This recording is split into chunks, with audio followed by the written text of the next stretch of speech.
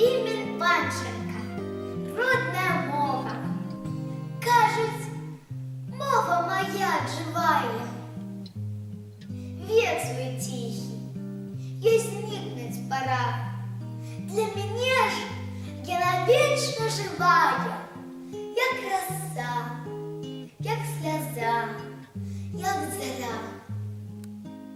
Гетто ластовок шедотанне, звон світальний полезких криниць, сінь чабору і барви зорниць, і буслінне клекотання.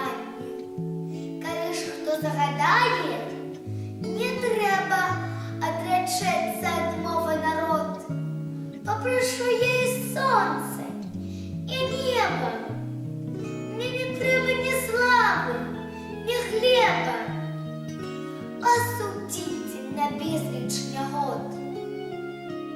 Тільки місяцем назви покиньте, безвиродної, родной землі, про які з маленства в блакиті бор шумить і дають журавлі.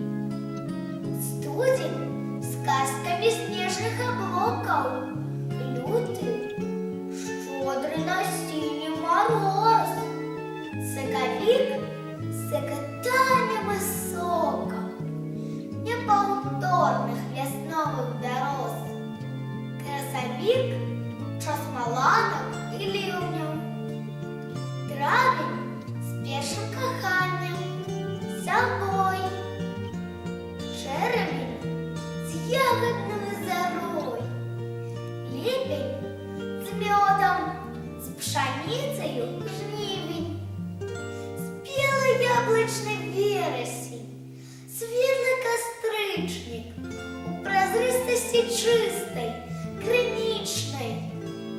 Листопад, золотый листопад, снежень, перший густый снегопад. Плачу я, пою в осень, на улице темно. Покиньте мне мову мою, покиньте же темную.